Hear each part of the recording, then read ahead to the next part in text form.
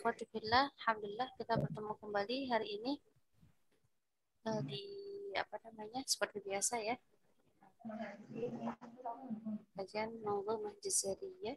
Insyaallah kita masuk ke pertemuan keberapa ini? Ketiga ya? Baik. Kita buka dengan membaca basmalah. Bismillahirrahmanirrahim. Baik. Sebelum kita buka, coba saya minta satu orang untuk baca bab muqaddimah sama makharijul huruf. Silakan. Siapa saja boleh. Enggak. Atau Ulfa aja, surat Ulfa. Pak, tafadhali Ulfa. Bab muqaddimah sama bab makhraj saja. Dari Manzumah, Min? Ya. Ya. Dari Manzumah. Bismillahirrahmanirrahim. Manzumatul muqaddimah fima yajibu ala qari'il Qur'ani an ya'lamah min nazmi imamil huffaz wa hujjatil qurra محمد بن محمد بن محمد بن علي بن يوسف المعروف بابن الجزري رحمه الله تعالى. باب مخارج الحروف. مخارج الحروف 17. يقول راجي dulu dari awal. Yaqulu raji dari awal. يقول راجي عف رب سامعي محمد بن الجزري الشافعي الحمد لله وصلى الله على نبيه ومصطفاه محمد وآله وصحبه ومقرئ القرآن مع محبه. وبعد إن هذه مقدمة فيما على قارئه أن يعلمه إذ واجب عليهم محتم قبل الشروع أولا أن يعلموا مخارج الحروف والصفات ليلفظوا بأفصح اللغات محرر التجويد والمواقف وما الذي رسم في المصاحف من كل مقطوع وموصول بها وتاء أنثى لم تكن تكتب بها. باب مخارج الحروف.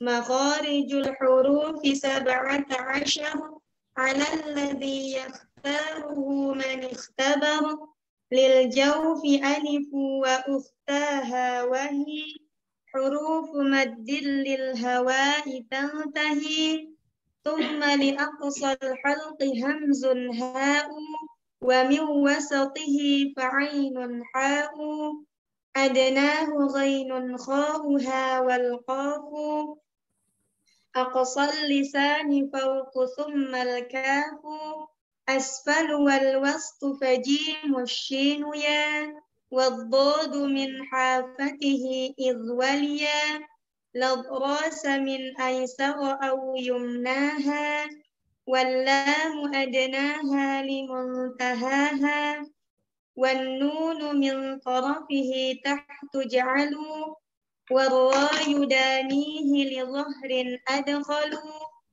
والطاء والدال وتا من هو من عليا الثنايا والصفير مستكن من هو من فوق الثنايا السفلى والظاء والذال وثال العليا من طرفيهما ومن بطن الشفة فالفاء مع طراف الثنايا المشرفة للشفتين الواو باء ميم وغنة مخرجها الخيشوم.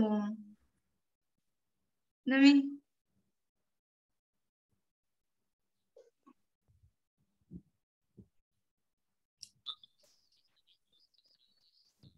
Baik, barakallahu fiik.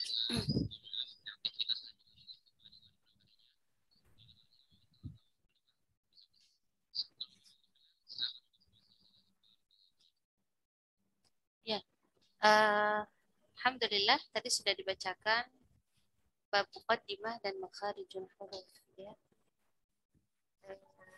Ama ini Ustazah punten boleh dibesarkan lagi slide-nya Ustazah Mary.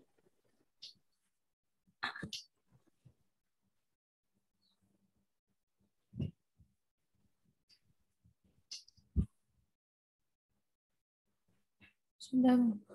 Ya, baik. Sebentar.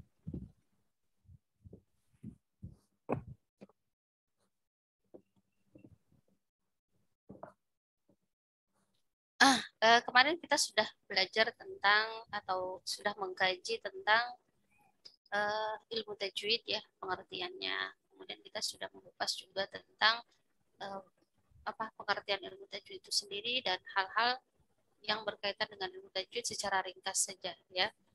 Kita insya Allah untuk detail, meskipun tidak detail sih, tetap Mawdhu'ah Jazariyah juga dia memiliki kekurangan ya, kekurangan. Makanya nanti dua kitab yang memang saling melengkapi itu adalah salah satunya lagi selain Mawdhu'ah Jazariyah adalah Tuhfatul Atfal. Nah, dua kitab ini saling melengkapi yang isinya memang sangat dianjurkan untuk dipelajari karena berisi tentang ilmu tajwid yang sangat penting.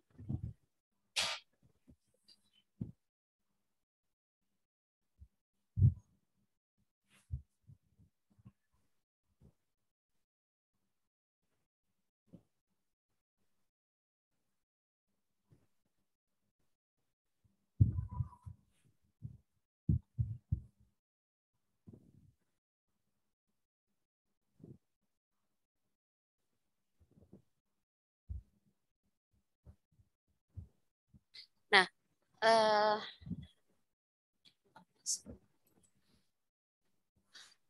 kemudian sekarang kita akan berbicara tentang kita sudah mulai masuk ke Mawdhu'ah Jazariyah. Kita sudah mulai masuk ke Mawdhu'ah Jazariyah, tapi terlebih dahulu dari Imam Ibnu Al-Jazari. Tadi bait ini sudah dibacakan ya oleh Ukhtina Ulfa ya dari Padang ya. Yaqulu raji'u fi rabbil sami'i. Telah berkata, siapa yang berkata raji'u fi rabbil sami'i, yang sangat mengharapkan ampunan dari Tuhan atau dari Allah ya, Rabb dari Allah yang Maha mendengar. Siapa yang berkata ini adalah Muhammad Ibnul Jazari ya, yaitu Muhammad Ibnul Jazari Asy-Syafi'i yang bermadzhab Imam Syafi'i.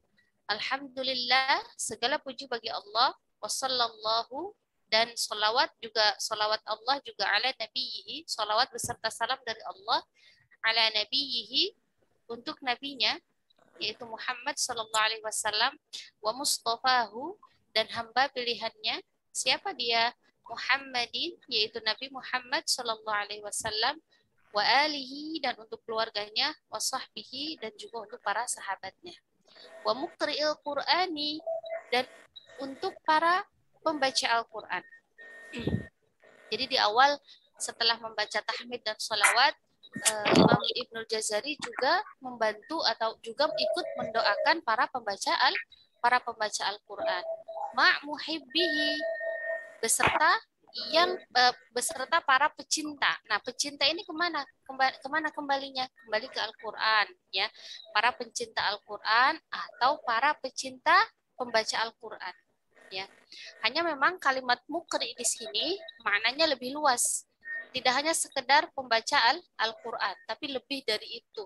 Yaitu orang-orang yang memang memahami Al-Quran, menguasai ilmu Al-Quran, mungkin bacaannya dalam Al-Quran. Ya, jadi jauh lebih luas daripada hanya sekedar pembaca Al-Quran. Wa ba'du, dan adapun setelah itu, inna hadhihi muqaddimah, maka ini adalah pendahuluan, ya. Makanya manzumah ini atau matan ini dinamakan al-muqaddimah fima yajibu ala qari'il Qur'ani ay ya'lamah. Itu nama kitabnya, ya. Nama manzumahnya itu. Jadi hanya terkenalnya atau masyhurnya dengan manzumah Jazariyah.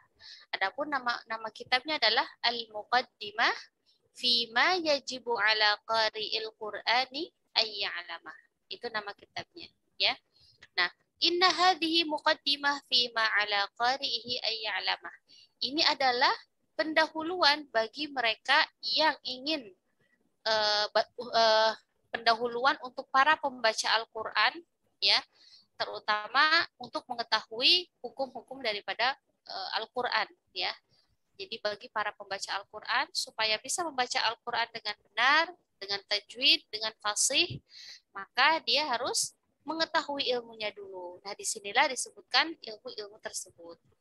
Idh wajibun. Kenapa seperti itu? Karena hukumnya wajib alaihim, kepada mereka. Kepada siapa? Kepada mereka yang ingin membaca Al-Quran. Muhattamu, dengan kewajiban yang sangat ditekankan, ya. Jadi kewajiban untuk bisa membaca Al-Quran dengan tajwid dan fasih. Qabla syuru'i, sebelum mereka membaca Al-Quran, wajib kepada mereka terlebih dahulu mempelajarinya. Ya, awalan, terlebih dahulu. Terlebih dahulu apa? Ayya'lamu, untuk mengetahui atau untuk mempelajari pertama makharijal huruf, mempelajari makhraj huruf, was-sifat, dan sifat-sifat huruf, liyalfidhu, supaya mereka bisa melafazkan atau mengucapkan biafsahil lughati, dengan bahasa yang paling fasih. Dengan bahasa yang paling fasih, ya. Muharririt tajwid. Di sini apa maksudnya muharririt tajwid? Muhaqqiqin tajwid. Maksudnya adalah betul-betul menerapkan, mempraktikkan daripada yang namanya tajwid, ya. Betul-betul mempraktikkan dan membacakan mempraktikkan dengan tajwid, ya. Karena untuk mendapatkan kefasihan itu ya harus dengan tajwid. Wal mawaqifi, tadi kan makharijul huruf, sifatul huruf, kemudian wal mawaqifi, ya, tempat-tempat berhenti atau tempat waqaf. Wa malladhi, dan yang keempat, wa malladhi rusima fil masahifi, dan apa-apa yang tertulis secara rasam dalam Al-Qur'an, ya. Jadi yang harus diketahui itu tadi apa? Makharijul huruf, sifatul huruf, mawaqif al-huruf, ya, tempat-tempat berhentinya mawaqiful kalimah, ya, tempat-tempat berhentinya kalimat. Keempat, wa malladhi rusima fil masahifi, dan apa-apa yang tertulis secara rasam dalam Al-Qur'an. Nah, min kulli maqtu'in wa mausulin biha, dari apa yang tertulis secara rasam itu contohnya seperti apa? Seperti maqtu' mausul, ya. Nanti insya Allah dipelajari. Ada yang maqtu' itu yang tertulis secara terpisah, mausul itu kalimat yang tertulis secara tersambung, ya. Dalam Al-Qur'an itu nanti banyak contohnya, ya. Seperti kata inma. Inma itu ada yang dibaca imma, ada yang dibaca imma, ada yang dibaca tersambung, ada yang dibaca in dan ma. Ditulisnya secara terpisah. Ini masuk ke maqtu' mausul. Wa ta'i untha lam takun tuktab biha, dan tak taknis yang tidak tertulis dengan ha. Tak taknis tidak tertulis dengan ha. Jadi tak taknis itu, akhwat, kalau kita lihat kalimat misalkan rahmah, ya, kalimat rahmah itu kan taknya ditulisnya dengan hak, ya, tak marbutoh, ya, namanya tak marbutoh. Maka ketika sukun menjadi rahmah, ya, menjadi hak. Tetapi ketika dalam beberapa tempat rahmah itu tidak semuanya ditulis dengan tak marbutoh, tapi dia ada yang tertulis dengan tak maftuhah atau tak mabsutoh, tak biasa. Nah, ini nanti akan berpengaruh pada cara membaca Al-Quran. Kalau yang ditulisnya tak marbutoh itu berarti berhentinya menjadi ha rahmah.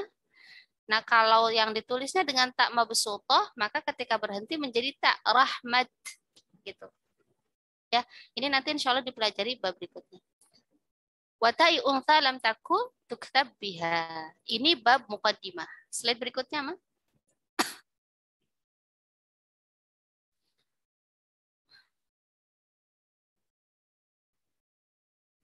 Nah, itu tadi yang saya bacakan adalah bait yang berisi pada bab muqaddimah. Sekarang kita berkenalan dulu dengan biografi Imam Ibnul Jazari.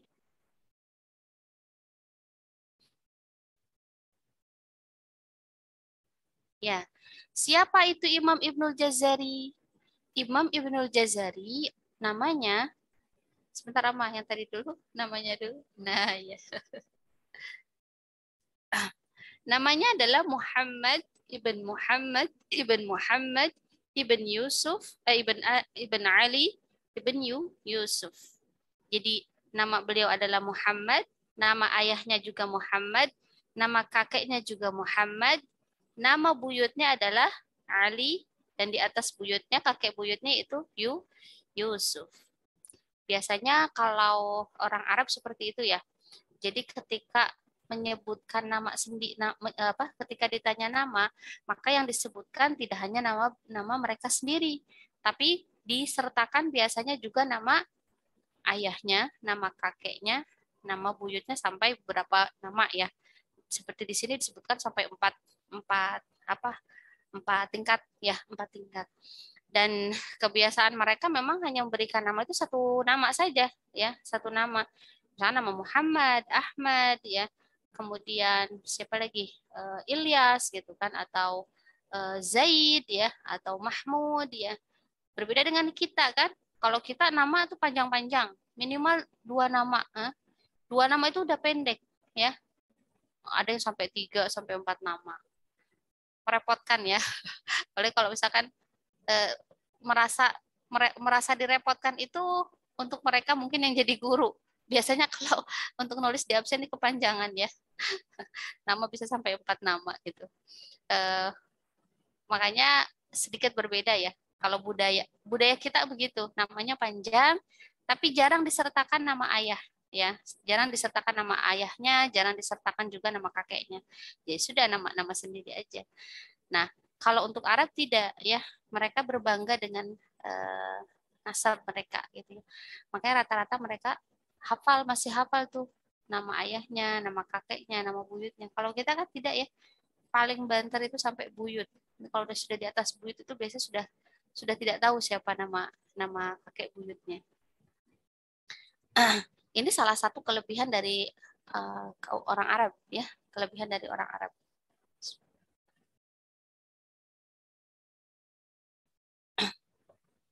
Makanya mereka kalau misalkan seseorang itu akan dipuji ketika dia menghafal nasab keluarganya sampai ke atas. Seperti sahabat Abu Bakar As-Siddiq ya. Abu Bakar As-Siddiq itu Masya Allah, beliau termasuk yang hafal nasab beliau dari beliau sampai ke atasnya gitu, nasab keluarganya beliau gitu. Nah, ini menurut saya menjadi sebuah kebudayaan yang sebetulnya patut untuk ditiru ya, patut untuk diikuti. Apalagi kemudian ini menjadi bagian daripada Islam ya.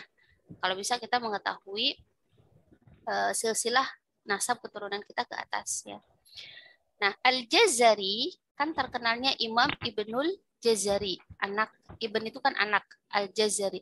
Sebetulnya Ibnul Jazari ini dinisbatkan kepada nama Jazirah Ibnu Umar. Ya, nama Jazirah Ibnu Umar. Jadi ada daerah Jazirah Ibnu Umar, dinisbatkannya ke situ, maka dinamakan Al-Jazari, ya, Jazirah Al-Jazari. Nah, Jazirah Ibnu Umar ini ada di perbatasan Suriah, Turki. Ya, daerah perbatasan antara Suriah dan Turki. Makanya Suriah, kemudian Suriah ya, terutama Suriah itu terkenal memang dengan negeri yang penghasil para ulama ya, di mana di sana itu banyak sekali ulama-ulama besar ya yang kita turut prihatin dengan berbagai konflik yang terjadi di sana. Ya. Nah itu Al-Jazari dinisbatkan pada kota kelahiran beliau. Dimashqi sama ini dinisbatkan juga kota ke Damaskus ya. Damaskus atau Dimashqi. Dimashqi itu bahasa Arabnya, kalau bahasa kita Damaskus. Itu daerah mana? Daerah Syam atau daerah Suria ya. Ad-Dimashqi Asy-Syafi'i. Nah, kalau Asy-Syafi'i dinisbatkan kepada madhab fikihnya beliau. Jadi karena beliau Imam Ibnu Jazari ini menganut fikih madhab Imam Asy-Syafi'i, makanya disebutkan Asy-Syafi'i. Insya Allah ya, berarti mirip dengan kita lah. Kita kan di Indonesia juga madhabnya Syafi'i.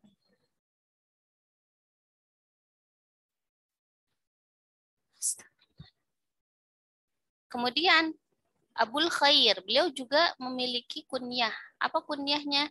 Yaitu Abul Khair, ya, ayah kebaikan. Kunyah itu akhwat, kunyah itu adalah nama Arab yang biasa diawali dengan Abu atau Ummu. Ya, kayak Ummu Salamah, Abul Khair. Nah, Rasulullah juga punya kunyah. Kunyahnya apa Rasulullah? Ada yang tahu? Ayo, siapa yang tahu kunyahnya Rasulullah?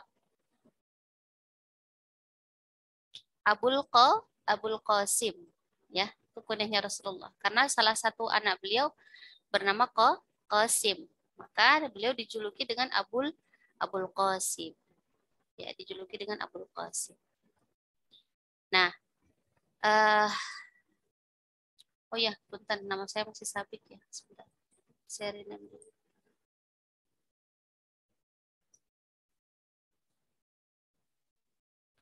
Oke, kunyahnya adalah Abul Khair dan julukannya adalah Syamsuddin. Julukan itu adalah lakob ya, lakob. Jadi kalau kunyah tadi yang diawali dengan Ummu atau Abu, kalau lakob itu julukan. Seperti Rasulullah memiliki lakob apa? Al-Amin ya. Kemudian Umar bin Khattab memiliki lakob apa? Al-Furqan ya. Umar bin Khattab Al-Faruq, bukan Al-Furqan, Al-Faruq ya. Umar bin Khattab Al-Faruq ya.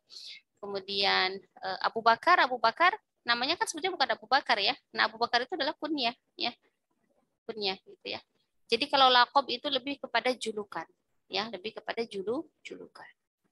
Jadi nama kalau mau disebutkan secara rinci nama Imam Ibnul Jazari itu adalah Abul Khair Syamsuddin Muhammad ibn Ali ibn Yusuf Al-Jazari Ad-Dimashqi Asy-Syafi'i. Itu namanya. Lengkap ya? Saya ulang ya. Jadi kalau mau kita sebutkan nama lengkap beliau adalah Abul Khair Syamsuddin Muhammad ibn Ali ibn Yusuf Al-Jazari Ad-Dimashqi Asy-Syafi'i. Seperti itu. Ya. Baru nama beliau. Ya. Nah, kemudian slide berikutnya apa?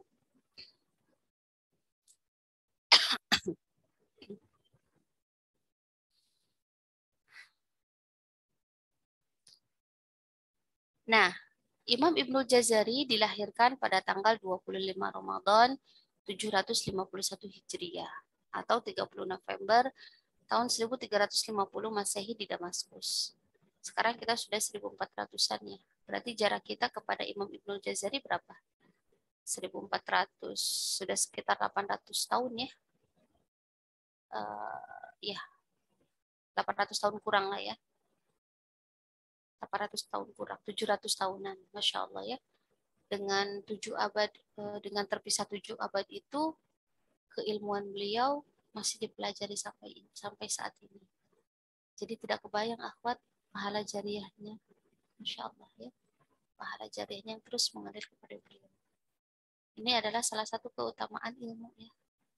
Maka ketika kita memiliki ilmu, kemudian kita mengajarkan ilmu, kemudian ilmu yang kita ajarkan itu diajarkan kembali oleh murid kita, oleh muridnya lagi, ini terus akan menjadi pahala jariah. Maka dalam hadis disebutkan al-ilmu yuntafa'u bihi, ya.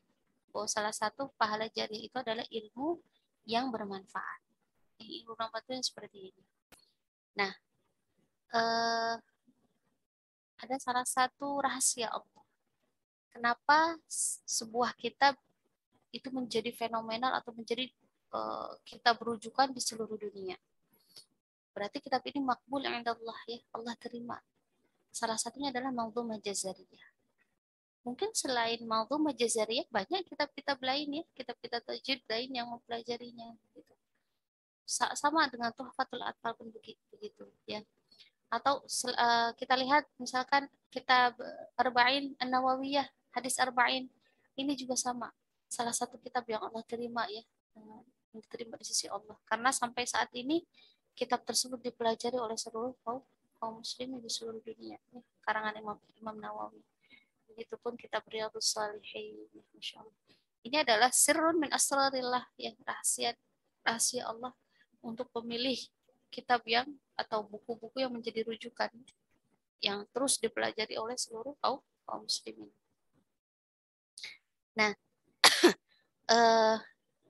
diceritakan bahwa ayahnya Imam Ibnul Jazari, ya, itu ingin mendapatkan anak lama, gitu ya, ingin mendapatkan anak lama. Nah, ketika istrinya hamil, kemudian beliau berangkat haji, ya, berangkat haji. Nah, saat haji beliau meminum air zam-zam dengan niat supaya diberikan anak yang alim, supaya diberikan keturunan anak yang alim. Dan seperti yang kita ketahui bahwa saat kita meminum air zam-zam itu adalah salah satu saat yang mustajab, ya, salah satu saat yang diijabah doanya. Nah, begitupun demikian ketika ayahnya Imam Ibnul Jazari meminum air zam-zam tersebut dengan niat supaya diberikan anak yang alim, keturunan yang alim, Allah kabulkan. Jadi ketika Ramadan Imam Ibnul Jazari lahir, ya.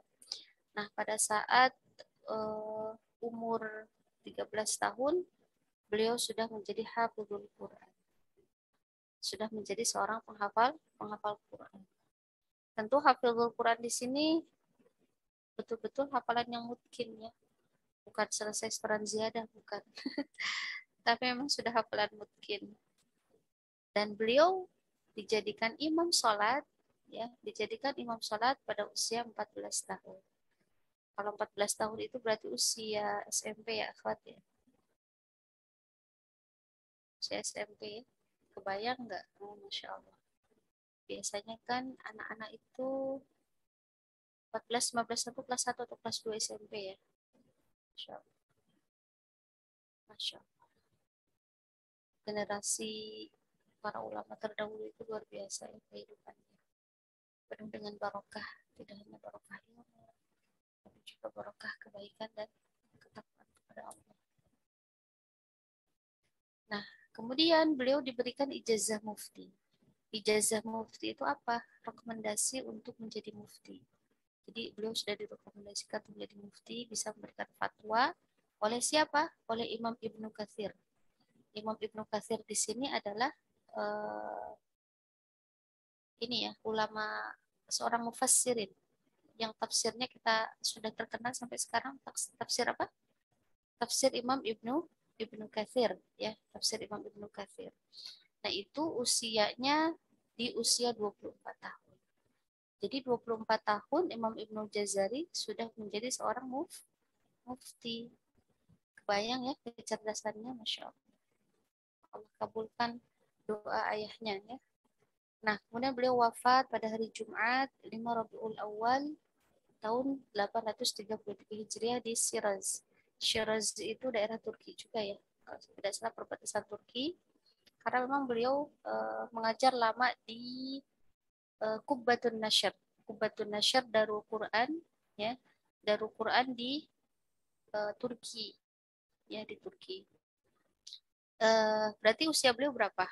833 dikurang 750, sekitar 80 tahunan, ya. 80 tahunan usia beliau. Termasuk usia yang panjang. Nah, beliau setelah apa namanya, setelah mungkin dalam hafalannya, kemudian beliau melanjutkan mempelajari ilmu qiraat, ya, mempelajari ilmu qiraat dan bertalaki kepada gurunya jam'an wa ifradan, baik dengan satu riwayat maupun dengan jamak berbagai riwayat, ya, sampai selesai qiraah. Nah, kemudian setelah itu beliau mempelajari keilmuan yang lain. Jadi tidak hanya mempelajari ilmu qiraat dan Quran saja, kemudian beliau juga mempelajari ilmu hadis, mempelajari ilmu usul fiqh, ya, mempelajari ulumul hadis, ya, dan mempelajari juga sirah, ya, mempelajari sirah juga. Makanya seorang thalabul ilmi atau seorang penuntut ilmu, dia tidak akan pernah cukup atau tidak akan pernah merasa puas itu keilmuan saja, ya. Dia akan terus apa namanya, meluaskan ilmu yang dipelajarinya, ya. Jadi penghafal Al-Quran pun seperti itu, ketika sudah tidak puas dengan hanya sekedar menyelesaikan setoran 30 juz, tidak, ya, tapi juga harus mempelajari bahasa Arabnya, harus mempelajari fikihnya, harus mempelajari sirahnya, harus mempelajari keilmuan-keilmuan yang berkaitan dengan Islam, ya. Karena menjadi penghafal Al-Quran tidak secara otomatis menjadi seorang fakih, kemudian ketika ditanya ilmu agama bisa menjawab ditanya apa saja tentang ilmu agama bisa menjawab, tidak, ya. Karena yang dihafalkan baru Al-Quran saja, gitu. Sementara ulama yang dibutuhkan oleh masyarakat itu bukan hanya sekedar penghafal Al-Quran, tapi dia juga bisa ditanya tentang fikih, ya, ditanya tentang hadis dan lain sebagainya. Tetapi tetap, ya, meskipun banyak keilmuan yang kita pelajari, harus ada satu keilmuan yang kita jadikan sebagai mutakhasis, yang kita jadikan sebagai apa namanya, keahlian, ya, keahlian, ya. Misalkan keahlian Imam Ibnu Jazari, beliau adalah di bidang ilmu qiraat, ilmu tajwid dan ilmu qiraat. Atau mungkin kita mengenal Imam Syibawai, maka keahlian beliau atau mutakhasis beliau adalah ulama besar dalam bidang ilmu nahwu, ya, ilmu lughah, ya. Jadi ada satu keilmuan yang harus betul-betul kita pelajari secara mendalam, yang kemudian itu menjadi keahlian kita, ya. Nah, setelah beliau menguasai atau mempelajari ilmu-ilmu yang lain, barulah kemudian beliau membuka majelis lil iqra. Majelis lil iqra itu apa? Majelis untuk menerima talaqi, ya. Barulah beliau membuka majelis talaqi di mana kemudian murid-murid mendatangi beliau. Nah, beliau ada sedikit cerita, ya, ketika beliau di Damaskus itu beliau mendengar kabar bahwa sekelompok anak muda di daerah Turki itu ada yang sangat ingin belajar dengan beliau. Hanya sayangnya mereka itu adalah para pemuda yang miskin. Nah, mendengar itu Imam Ibnu Jazari kemudian akhirnya berangkat, ya, berangkat meskipun harusnya pada murid itu yang datang kepada guru, ya. Tapi ini saking sayangnya seorang guru, saking pengennya seorang guru memberikan ilmu, apalagi ketika tahu bahwa para pemuda yang belajar dengan beliau itu adalah orang-orang fuqara, orang-orang miskin, maka beliau berangkat mendatangi mereka, ya.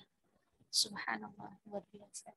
Dan akhirnya Allah pertemukan di Mesir, kalau saya tidak salah. Dan disitulah kemudian kembali ke Turki, dan di Turki itulah kemudian beliau mengajar, ya, di Qubbatun Nasr, ya, Qubbatun Nasr Darul Quran.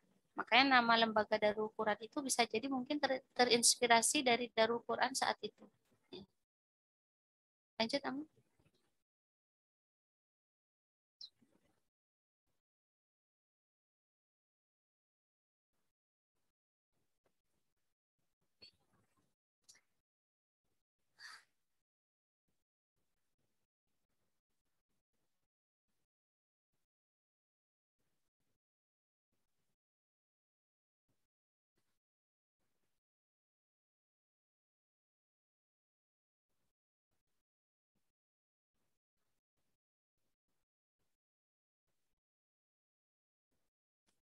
Nah, kemudian tadi kan berbicara tentang perjalanan ilmunya beliau ya. Kisah daripada perjalanan menuntut ilmunya beliau sampai kemudian akhirnya beliau bisa membuka majelis Iqra ya. Nah, siapakah guru-guru beliau? Guru beliau itu kalau di bidang tafsir tadi kan sudah dibahas ya, kalau beliau tidak hanya belajar ilmu qiraat tapi juga beliau belajar tafsir. Guru beliau adalah Imam Al-Hafidh Ibnu Katsir, ya, pengarang daripada tafsir Ibnu Katsir, ya. Itu gurunya Imam Ibnu Jazari. Nah, kalau dalam qiraah, guru beliau adalah Abu Muhammad Abdul Wahhab bin As-Salar, Syekh Ahmad Ibrahim At-Tahan, Syekh Abdul Ma'ali Muhammad Ahmad Al-Labban, Syekh Ahmad bin Rajab, Abu Muhammad bin Abdul Rahman Al-Hanafi, Muhammad bin Salih, Abu Abdullah Muhammad ibn As-Sa'ir. Itu guru-guru beliau di bidang qiraat. Nah, Ahwat kebayang nggak ya beliau menyelesaikan qiraahnya ya, majelis qiraahnya dengan guru-guru ini dengan satu riwayat, dengan berbagai macam riwayat, dan itu tidak hanya satu dua surat, tetapi dari awal sampai akhir, ya, dari mulai Al-Fatihah sampai An-Nas. Kayak ngelotok ya hafalannya, Masya Allah. Masya Allah. Berkahnya waktu di zaman dulu seperti itu ya. Dan mungkin karena kita sudah berada di akhir zaman ya, di mana waktu yang kita rasakan terasa begitu sempit ya. Kita bermohon pertolongan kepada Allah agar diselamatkan dari fitnah zaman.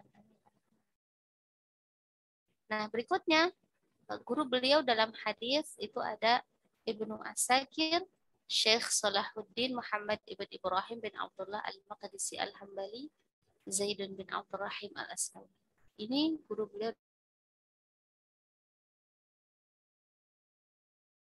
ada Syekh Diauddin Sa'adullah Al-Quzwaini dan Syekhul Islam Al-Balqini. Lanjut.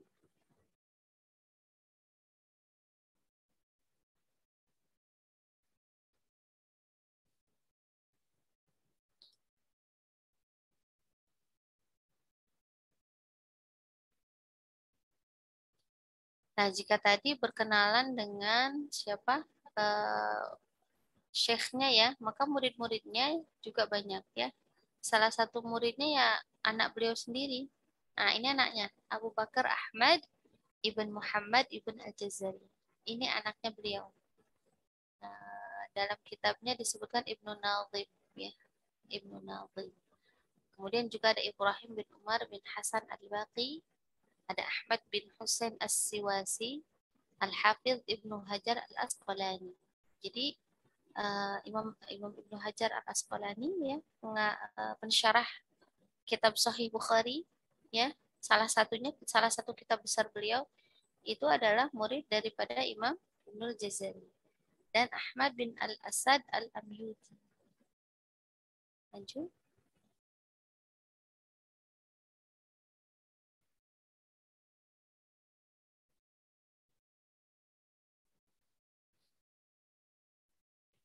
Nah, ini karangan-karangan beliau ya. Mu'allifat beliau tidak dalam tajwid dan qiraah. Nanti ada juga mu'allifat beliau dalam keilmuan yang lain ya. Mu'allifat beliau atau karangan-karangan beliau dalam ilmu tajwid dan ilmu qiraah adalah yang sedang kita bahas, yaitu Al-Muqaddimah fima ala qari'il Qur'ani ayya'lam, atau yang lebih terkenal dengan Manzumah Al-Jazariyah. Manzumah Al-Jazariyah atau bisa disebut juga Matan Al-Jazari, sama ya. Matan dan Manzumah itu sama. Artinya nazam ya. Kemudian At-Tamhid fi Ilmi Tajwid. Kitab beliau yang lain dalam ilmu tajwid adalah At-Tamhid fi Ilmi Tajwid. Kemudian Ad-Durratul Madiyah. Ad-Durratul Madiyah ini kitab yang dikarang oleh beliau yang membahas tentang tiga jenis qiraat yang menyempurnakan 7 qiraat yang dikarang oleh Imam Asy-Syatibi. Makanya 7 qiraat Imam Asy-Syatibi ditambah 3 qiraat dari kitab Ad-Durratul Madiyah ini dinamakan Asyrah Sughra. Yaitu qiraat asyrah, ya, qiraat yang 10, tapi hanya dengan satu jalur saja. Makanya disebut sugro. Sugro itu artinya kecil, ya. Karena memang hanya dengan satu riwayat, satu jalur, satu torik, maksudnya apa? Satu torik. Adapun yang qiraah 10, ya, qiraah asyr yang lengkap toriknya, itu beliau tulis di kitab berikutnya, yaitu kitab An-Nashr fil Qiraatil Ashr. Nah, ini An-Nashr fil Qiraatil Ashr, kitab maestronya beliau, ya, atau kitab apa namanya? Ya, bisa dikatakan kalau pengarang Harry Potter itu siapa namanya? Nah, dia kan maestronya itu kitab buku terbaiknya itu kan adalah Harry Potter, ya. Nah, kalau Imam Ibnul Jazari, tanpa berniat untuk membandingkan, ya akhwatnya afwan.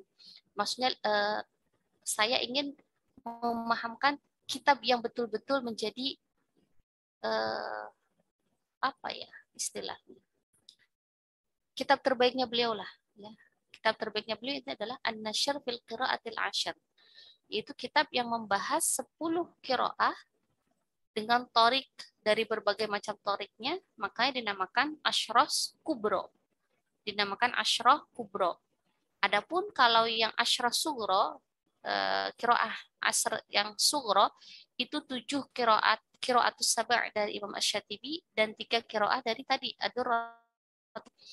Nah, An-Nashr fil Qiraatil Ashr ini kitab biasa.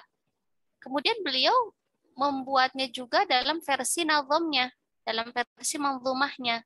Isinya sama tentang qiraatul ashr juga, qiraah 10 juga. Itu kitab Thayyibatun Nashr fil Qiraatil Ashr. Nah, Thayyibatun Nashr ini berisi lebih dari 1000 bait, ya, lebih dari 1000 bait. Kalau Al-Muqaddimah Al-Jazariyah kan cuma 109 bait, ya.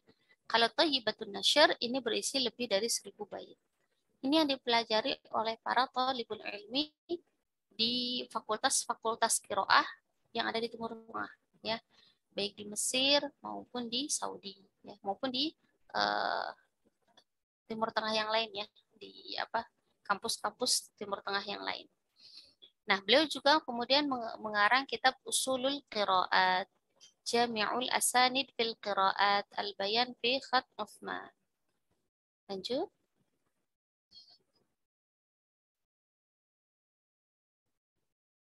Bentar saja, ya. Nah, YouTube Kids. Nah, itu karangan beliau di bidang tajwid atau qiraah. Adapun karangan beliau dalam keilmuan yang lain itu ada Al-Bidayah fi Ulumir Riwayah. Ini tentang ulumul hadis, ya. Kemudian Muqaddimah Ulumil Hadis. Mukhtasar Tarikh Islami Lidz-Dzahabi, ya. Ini tentang tarikh, tentang sejarah. Kemudian Syarah Minhajul Usul, ini tentang usul fiqh. Mukhtarun Nasihah bil Adillatis Sahihah, ini juga tentang hadis. Kemudian Dzatus Syifa fi Siratil Mustafa wa man ba'da min khulafa. Ini juga tentang hadis. Jadi beliau juga punya karangan-karangan yang lain selain ilmu tajwid dan qiraah. Lanjut berikutnya.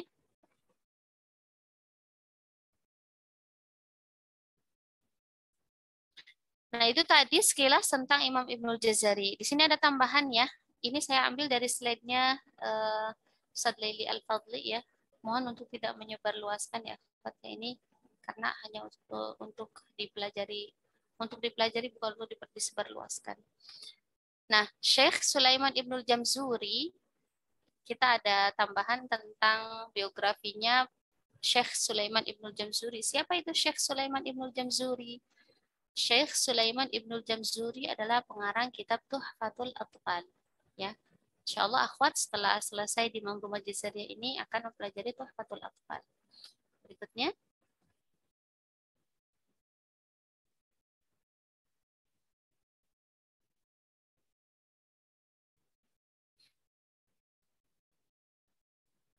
Nah, nama beliau adalah Sulaiman bin Husain bin Muhammad Al-Jamzuri. Al-Jamzuri sendiri itu adalah dinisbatkan pada daerah dekat wilayah Tanta, ya, di daerah Mesir.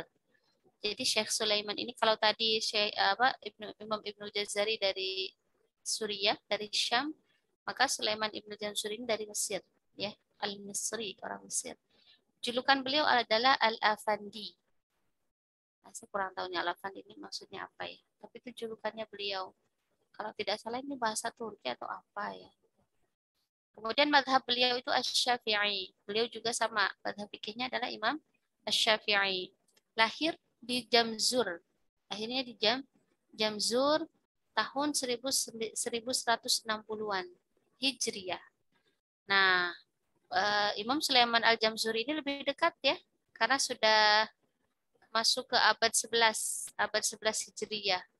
Kalau tadi kan Imam Ibnul Jazari masih di abad 7 ya. Imam Sulaiman Al-Jamzuri sudah di abad 11, berarti hanya beda sekitar 200 tahunan ya ke kita ya. Tidak diketahui kapan beliau lahir tepatnya, juga tidak diketahui juga kapan beliau wafat. 1208 itu beliau masih hidup ya. Di antara guru beliau adalah Syekh Nuruddin Ali bin Amr Al-Mihi dan Syekh Mujahid Al-Ahmadi. Lanjut.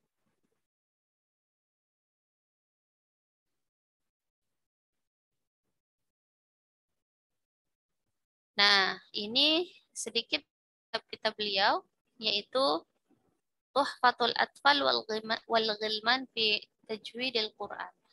Jadi Tuhfatul Atfal itu nama kitabnya, nama lengkap kitabnya adalah Tuhfatul Atfal wal Ghilman fi Tajwidil Quran. Tuhfa itu apa artinya? Tuhfa itu artinya hadiah, ya. Hadiah untuk siapa? Hadiah untuk anak-anak. Tuhfatul Atfal. Hadiah pemberian untuk anak-anak wal ghilman. Sama, ghilman itu juga anak-anak, ya. Fi tajwidil Quran. Dalam ilmu tajwid Al-Quran. Saya tidak tahu apakah maksud dari pemberian hadiah untuk anak-anak ini memang kitab ini ditujukan untuk anak-anak, ya. Karena memang masih membahas tentang dasar-dasar ilmu tajwid, atau bisa jadi anak-anak di sini adalah kiasan, ya, kiasan maksudnya adalah mereka-mereka yang awalan atau yang baru belajar tentang ilmu tajwid. Jadi masih baru mempelajari itu ya, dinisbatkan, dikiaskan seperti anak kecil. Karena anak kecil itu kan baru belajar juga ya. Gitu. Mungkin seperti itu. Nah, kitabnya beliau yang lain adalah Fathul Qafal bisyarhi Tuhfatul Atfal. Nah, ini kitab syarah Tuhfatul Atfal sendiri. Jadi beliau mengarang kitab Tuhfatul Atfal, kemudian beliau karang kitab lagi untuk mensyarah kitab beliau yang pertama tadi, yaitu Tuhfatul Atfal. Biasanya kan kalau syarah itu dibuat oleh ulama yang lain ya. Kalau ini oleh beliau sendiri yang membuat syarahnya. Kemudian ada kitab yang lain juga, yaitu Al-Fathur Rahmani bisyarhil Kanzul Ma'ani. Lanjut.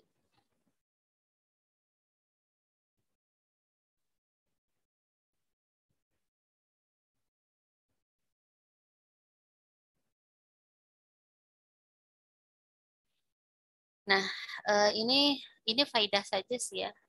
Salah satu bait dari Manzumah Tuhfatul Atfal atau dari matan Tuhfatul Atfal, salah satu baitnya adalah sif dzatana kam jada syakhsun qad sama dum tayyiban zidfi tuqam zalima. Ini ketika beliau menjelaskan tentang huruf-huruf ikhfa ya. Nah, beliau menjelaskan huruf ikhfa itu dalam bentuk kata-kata bijak ya, yaitu sif dzatana. Sifatilah dirimu dzatana seperti orang yang memiliki kemuliaan ya. Dzatana, sana itu pujian atau kemuliaan ya. Sifatilah diri kalian atau hiasilah diri kalian dengan kemuliaan, yaitu sifat-sifat orang yang mulia. Kam jada syakhsun qadis sama. Karena betapa tinggi derajat orang-orang syakhsun, orang-orang yang memiliki akhlak yang mulia, ya, akhlak yang mulia.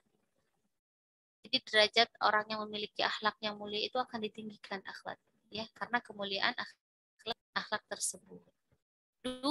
Perbanyaklah kebajikan, thayyiban, perbanyaklah kebajikan, senantiasa berbuat baik, ya. senantiasalah berbuat baik. Zid fi tuqa, dan tingkatkanlah. Zid itu tambahkanlah fi tuqa, dalam ketakwaan, ya, tambahkanlah dalam ketakwaan. Da' zaliman, dan tinggalkanlah ya yang namanya kezaliman. Ini kata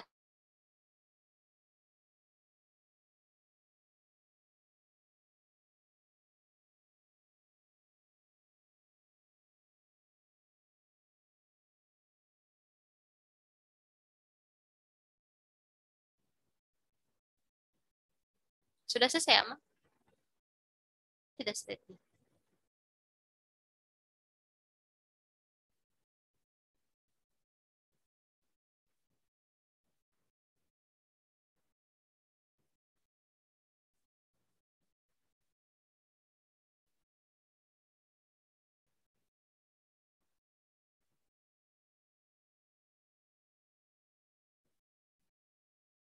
Halo?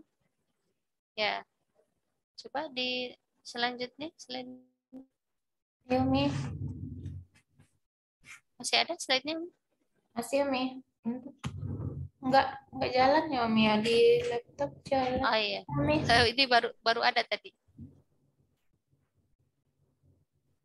Agak sinyalnya mungkin agak Jaringan lambat. bermasalah kayaknya, Umi. Iya, betul. Oke, satu lagi yang fawaidnya, ibaghi hajjaka wa khaf aqimah. Ibaghi hajjaka, tunaikanlah haji kalian, ya, wa khaf aqimah, dan takutlah akan hal-hal yang merusak haji tersebut. Itu juga sama. Ibaghi hajjaka wa khaf aqimah, ini bait yang ditulis oleh beliau ketika menjelaskan tentang huruf-huruf alif lam qamariyah. Alif lam qamariyah. Ya. Tapi dia memiliki makna seperti itu, ya. Tunaikanlah haji, ibaghi, carilah, maksudnya tunaikanlah haji dengan sempurna, tanpa, dan takutlah akan hal-hal yang merusak haji itu seperti rafas, fusuk, jidal, ya. Dan takutlah agar takutlah haji itu takutlah akan tidak diterimanya ibadah haji tersebut atau terputus pahala. Seperti itu. Lanjut.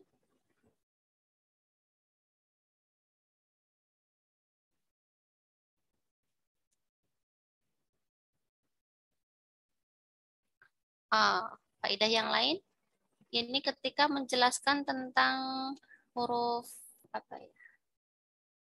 Masil Rahman. Saya lupa antara huruf ikhfa atau ke alif lam syamsiyah atau apa ya. Tapi ini memang apa? Sebenarnya bait ini dibahas untuk apa, menjelaskan huruf-huruf tajwid ya. Tapi beliau merangkainya dalam kalimat-kalimat bijak yang bisa diambil faidahnya. Tib thumma sil rahman, perbaikilah dirimu. Tib, baguskanlah diri kita, perbaikilah diri kita. Thumma sil rahman, kemudian jalinlah tali silaturahim. Tafuz, maka engkau akan menjadi orang yang menang, ya, engkau akan menjadi orang yang menang. Dhif dha ni'am, dan akan mendapatkan berbagai banyak kenikmatan, ya, mendapatkan berbagai banyak kenikmatan yang dilipat gandakan. Da', tinggalkanlah su'adhannin, tinggalkanlah su'udhan atau prasangka yang buruk. Zur syarifan, dan berbanyaklah bersilaturahim, ya. Zur syarifan, ya. Jadi tinggalkan su'udhan, ya. Berbanyaklah berziarah, maka engkau akan mendapatkan kemuliaan, ya. Syarifat lil karam, ya, mulia karena mudah memaafkan dan tinggi kedudukan disebut kedekatan dengan manusia dan kedekatan dengan Allah. Karena kan ketika menyambung tali silaturahim itu mendekatkan kita kepada manusia. Dan ketika kita memperbaiki akhlak kita, beribadah kepada Allah, ya, itu mendekatkan diri kepada Allah. Lanjut.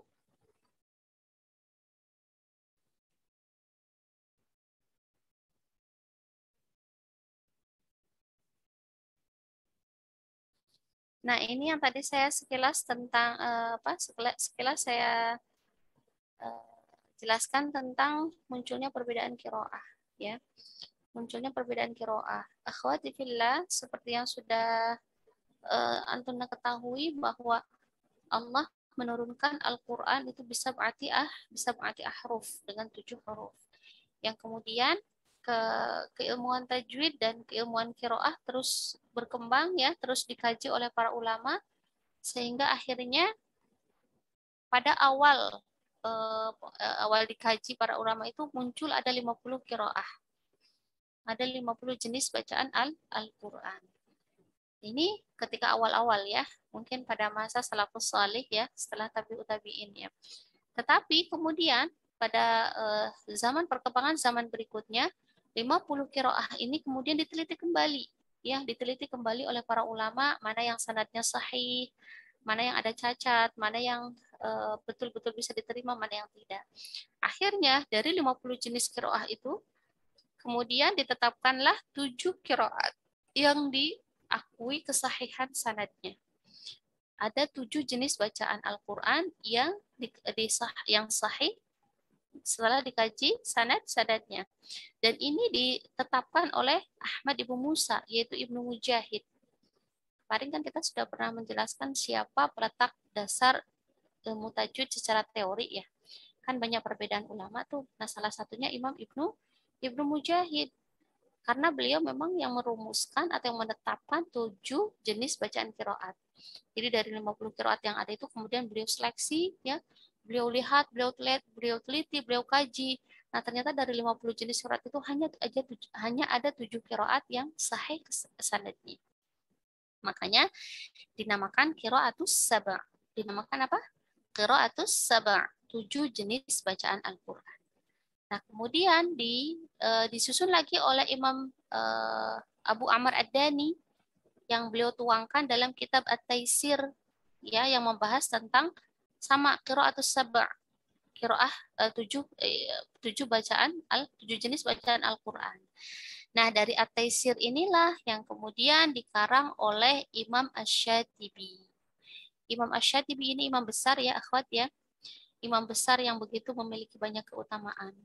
Beliau tidak bisa melihat Imam Asy-Syatibi ini, tapi Allah karuniakan akal yang begitu sempurna, yang begitu tajam, ya, sehingga kebutaan beliau tidak menjadi penghalang beliau untuk mengarang kitab besar.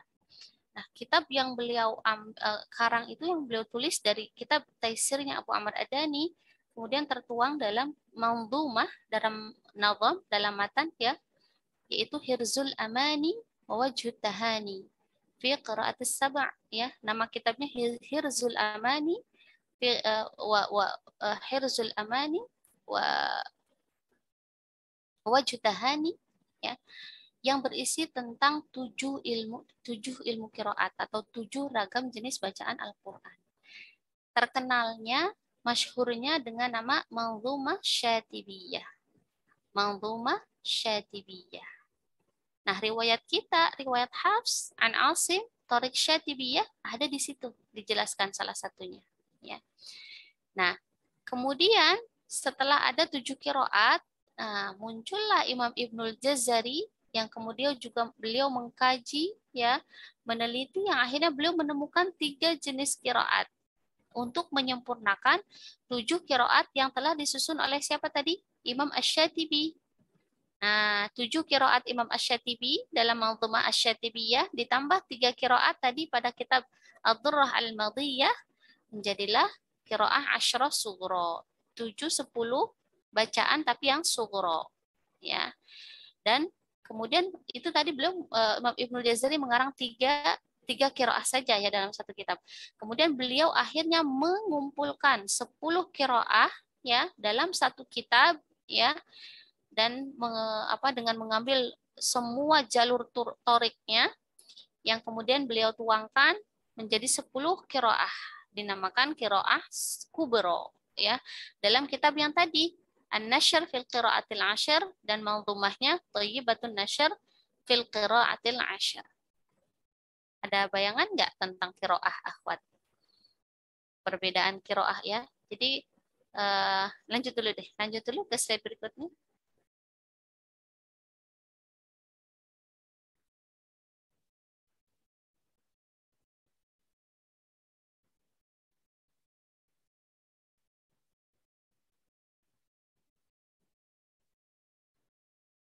Nah, ini yang tadi ya.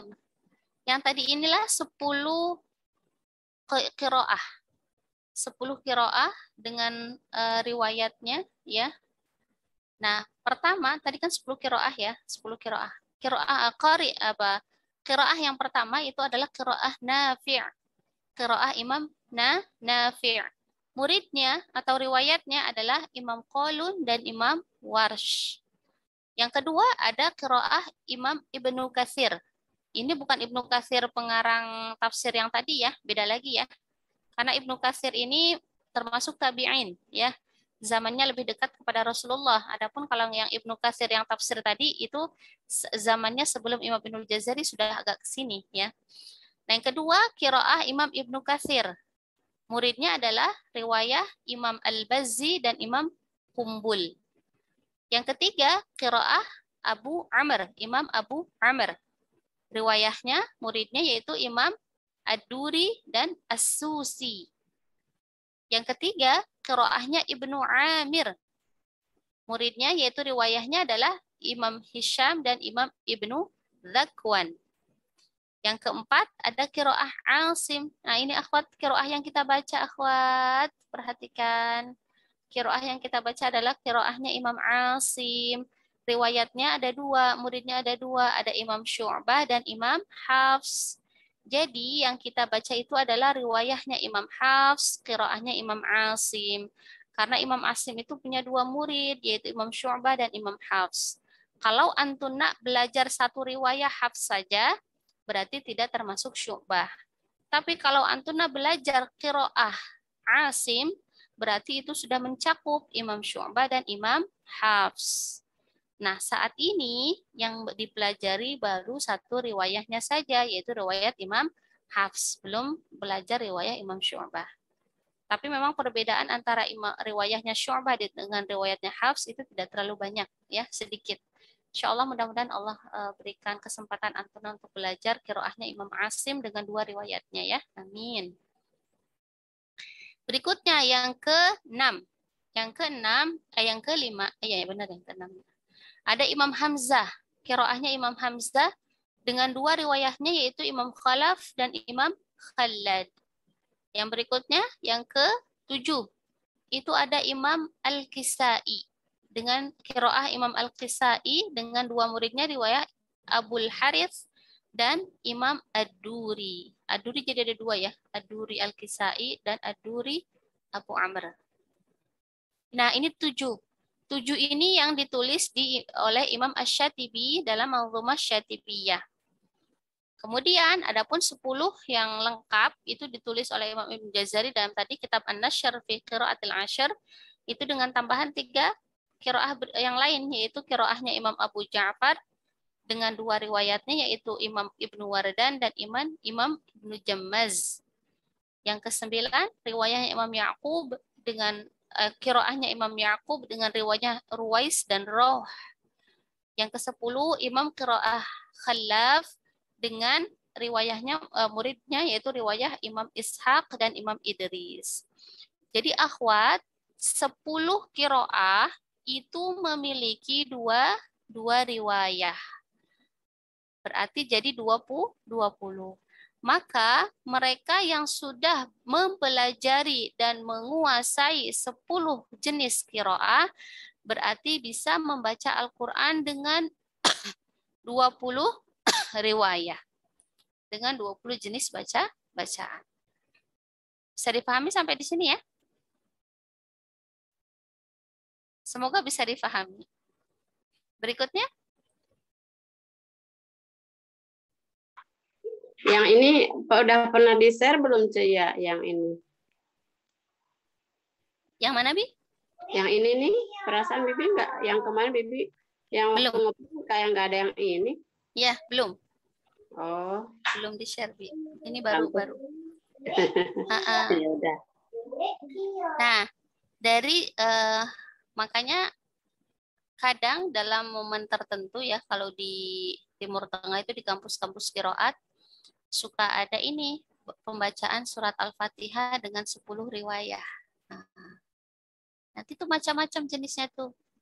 Jadi satu kali baca Al-Fatihah tapi satu kalimat yang terdapat perbedaan riwayah dan perbedaan qiraah itu bisa diulang berkali-kali. Kayak maliki yaumiddin ada dibaca dengan maliki yaumiddin, maliki yaumiddin. Kemudian alaihim ada yang membaca dengan alaihum, ada yang membaca dengan alaihimu. Kemudian siratal mustaqim ada yang membaca dengan sin ya, siratal mustaqim. Ada lagi yang membaca dengan ishmam zai dan sad, siratal mustaqim gitu. Itu contoh perbedaan bacaan dari qiraah asyrah. Nah, kenapa? Apa pentingnya tajwid Al-Qur'an? Pentingnya tajwid Al-Qur'an ya, itu disebabkan pertama ketika Islam mulai tersebar luas dan banyaknya orang ajam ya, orang selain Arab yang masuk Islam, itu mereka kan secara otomatis juga belajar apa? Belajar Al-Qur'an. Sementara mereka bukan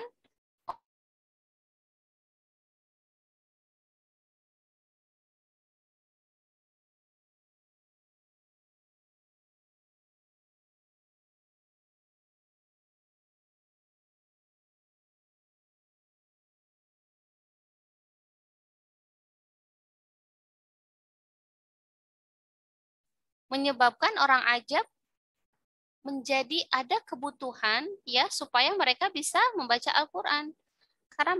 Karena mereka membaca Al-Qur'an bukan dengan lisan mereka, bukan dengan lidah mereka, ya. Berarti akhirnya dibutuhkan semacam kaidah-kaidah untuk bisa membaca Al-Qur'an. Nah, kaidah-kaidah tersebut pun dibuat karena ada perbedaan macam qiraah, ya.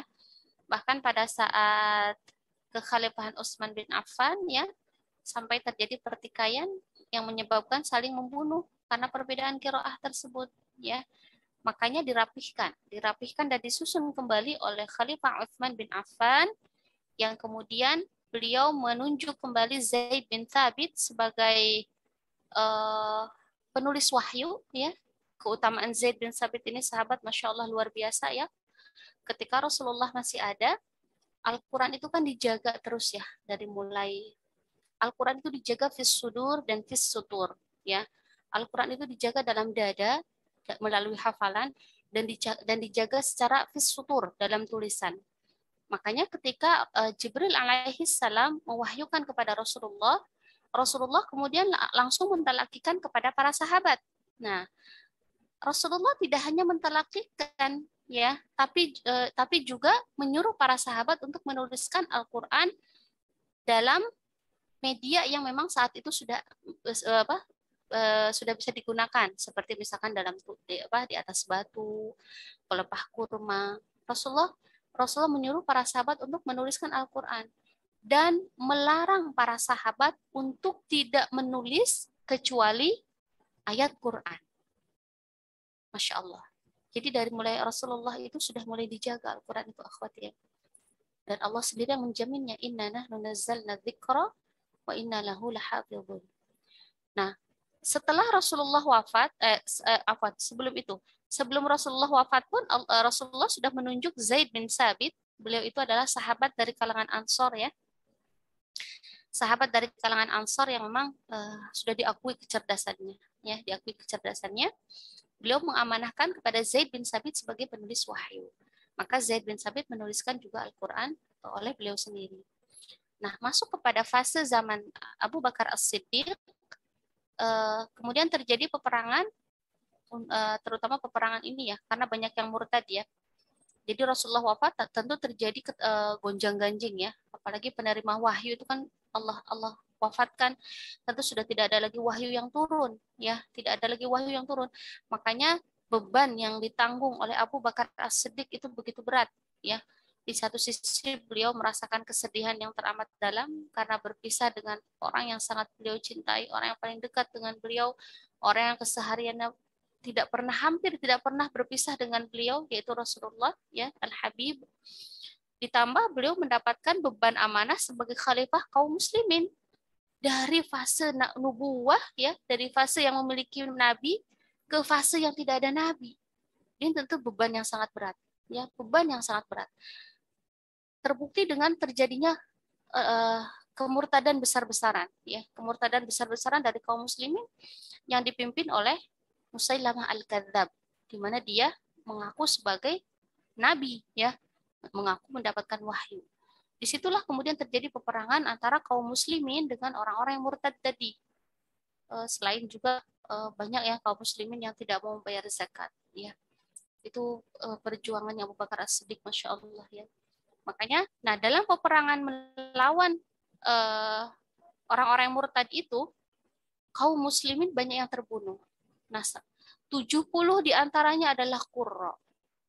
70 diantaranya adalah qurra. Mereka yang menghafal Al-Quran dan menguasai ilmu Al-Quran. Nah, dari sinilah kemudian muncul kekhawatiran dari Umar bin Khattab. Beliau dengan kecerdasannya, ya, dengan prediksi kedepannya yang begitu kuat, ya, prediksinya yang tajam. Beliau khawatir bagaimana ketika kalau ini bagaimana jika Al-Quran belum terjaga sementara para qurra'nya banyak yang meninggal. Akhirnya beliau yang meminta Abu Bakar untuk mengumpulkan Al-Quran, untuk ditulis, dikumpulkan jam'ul Quran, untuk Al-Quran itu untuk dikumpulkan dalam satu mushaf, ya, dalam satu mushaf. Abu Bakar tidak langsung mengiyakan. Karena apa? Karena hal tersebut tidak pernah dilakukan oleh Rasulullah SAW. Beliau kemudian beristikharah, bermunajat kepada Allah, apa yang seharusnya beliau lakukan. Akhirnya Allah memberikan ketenangan kepada hati beliau, pada Abu Bakar, ya, dan dengan berbagai macam masukan dari Umar, alasan-alasan yang cukup, yang sangat bisa dipahami. Akhirnya kemudian beliau bin Sabit, ya, dan mengamanahkan kepada beliau untuk mengumpulkan Al-Quran dalam satu mushaf. Alhamdulillah pada saat kekhalifahan Abu Bakar, kaum muslimin kembali kepada satu barisan, ya, dan kembali bersatu. Pemberontakan yang murtad pun sudah berhasil dibasmi. Mereka yang tidak mau membayar zakat juga sudah kembali patuh untuk membayar zakat, karena Abu Bakar mengatakan tidak ada perbedaan antara sholat dan zakat. Maka bagi mereka yang menegakkan sholat tapi tidak mau membayar zakat, niscaya aku akan membunuhnya, ya, membunuhnya, karena sholat dan zakat itu tidak akan pernah bisa dipisahkan. Makanya kekhalifahan beliau sangat sebentar, hanya sekitar 2 tahunan, ya, tidak sampai 3 tahun. Beliau wafat karena sakit dan karena banyaknya beban, bahkan ada yang mengatakan juga karena kesedihan beliau yang sangat kepada Rasul karena ditinggal oleh Rasulullah, sehingga mungkin sedikit banyak mempengaruhi kesehatannya. Wallahu a'lam. Terus Abu Bakar wafat. Nah, saat Abu Bakar wafat, mushaf yang sudah menjadi satu ini, ya, sudah dikumpulkan dalam satu mushaf, kemudian dipegang oleh Umar bin Khattab. Pada kekhalifahan Umar bin Khattab terjadi perluasan wilayah Islam. Nah, saat beliau syahid karena dibunuh oleh oleh orang Majusi yang tidak suka dengan beliau, karena memang beliau termasuk yang keras, ya, bukan keras sih, tegas. Beliau dalam memimpin kekhalifahannya itu tegas, ya. Maka orang-orang yang membenci Islam, orang-orang yang tidak suka dengan Islam itu menyimpan dengki dalam hati mereka, sehingga kemudian beliau syahid, ya, ditusuk oleh orang Majusi. Nah, saat syahidnya Umar bin Khattab, kemudian mushaf yang beliau pegang diserahkanlah kepada anaknya, yaitu istri Rasulullah, Hafsah bin Umar, ya. Jadi mushaf setelah itu dipegang oleh Hamzah binti Umar. Masuk ke Utsman bin Affan, sama, ya. Terjadi perluasan wilayah juga. Nah, pertikaian terjadi pada para prajurit. Jadi para prajurit yang saat itu sedang berperang, ya, dalam rangka ekspedisi wilayah kaum muslimin di Armenia. Di Armenia, daerah Uzbekistan nih kalau tidak salah, atau ya pokoknya yang Kistan gitu ya, daerah Armenia. Itu para prajurit ini berkelahi karena perbedaan bacaan Al-Qur'an. Saking kerasnya perkelahian mereka ya, sehingga hampir-hampir mereka saling membunuh. Kejadian itu dilihat oleh Hudzaifah ibnul Yaman, yang kemudian beliau laporkan kepada Khalifah Utsman bin Affan, jika ini dibiarkan terus, niscaya kaum muslimin akan berada pada kehancuran.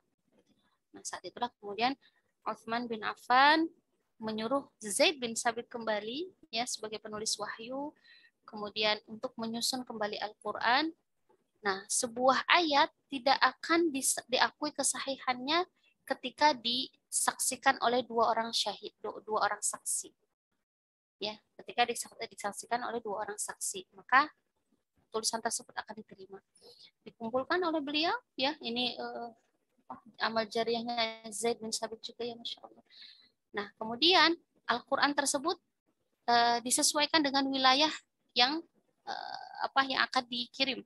Misalkan dari bacaan orang Syam ya, dipanggillah qurra'nya yang dari Syam. Kemudian sudah ada saksi ditulis. Yang dari Irak seperti itu, kemudian yang dari Mesir seperti itu, yang dari Madinah pun seperti itu. Akhirnya dikumpulkan, kemudian disusun dan dikembalikan Al-Quran, kemudian dikirimkan kepada wilayahnya masing-masing sesuai dengan bacaan mereka, ya, dan ditulis dengan rasam Utsmani. Inilah yang kemudian disebut mushaf biqiraah birasam al-Utsmani. Kemudian Al-Quran yang dipegang oleh Hafsah binti Umar diambil kembali, ya, diambil oleh Utsman bin Affan, kemudian digantikan dengan mushaf imam, mushaf al-imam. Jadi mushaf al-imam itu adalah mushaf yang ditulis pada kekhalifahan Utsman bin Affan, yang kemudian selain mushaf yang itu semuanya dimusnahkan, ya. Jadi semua disepakati dengan mushaf yang ditulis saat itu atau disusun kembali saat itu oleh perantara Zaid bin Thabit dan beberapa sahabat yang lain yang memang termasuk qurra juga. Dibuat lajnah atau dibuat panitia tersendiri yang kemudian diketuai oleh Zaid bin Thabit. Nah, itulah akhwat, Masya Allah, itu adalah amal jariah atau karya-karya besar dari para sahabat, dari para tabi'in, dari para tabi'ut tabi'in, sampai akhirnya para ulama salafus salih dalam rangka menjaga keaslian Al-Quran. Berkembang, semakin berkembang, tadi ya, kemudian muncullah 50 qiraah, kemudian disarikan lagi, diteliti lagi menjadi 7 qiraah, diteliti lagi oleh Imam Ibnu Jazari menjadi 10 qiraah. Dan selain ilmu qiraah, tentu ilmu tajwid juga akhirnya diteliti kembali, dikaji kembali dari ilmu bahasa Arab yang tadinya menginduk pada ilmu bahasa Arab menjadi disiplin ilmu tersendiri, ya, menjadi ilmu tajwid. Dan sampai akhirnya pada Al-Manzumah Al-Jazariyah dan Tuhfatul Atfal. Rata-rata kitab tajwid itu sumber utamanya atau kitab induk utamanya ya dua kitab ini. Ya, tentu selain kitab-kitab tajwid yang lainnya. Wallahu a'lam bishawab. Masya Allah. Jadi kita mah sudah tinggal enaknya, sudah tinggal belajarnya. Tidak seperti ayahnya para ulama yang mengkaji dan mengkaji. Kita mah sudah enak, tinggal kalau makanan mah sudah siap di meja, tinggal dimakan. Semoga Allah membalas pahala dari mereka yang sudah memberikan banyak kebaikan, terutama dalam keilmuan sehingga sampai kepada kita. Wallahu a'lam bishawab. Masih ada, Mah? Sebenarnya sudah habis ya slide-nya ya?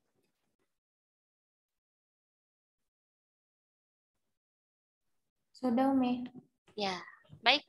Alhamdulillah, dengan berakhirnya slide, berakhir juga dari saya ya.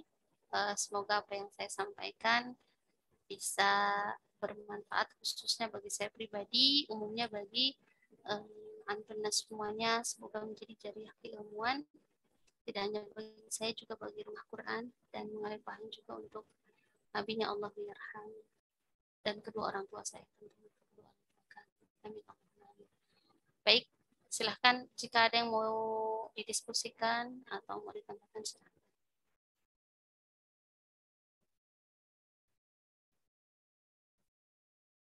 Slide-nya boleh ditutup, Om.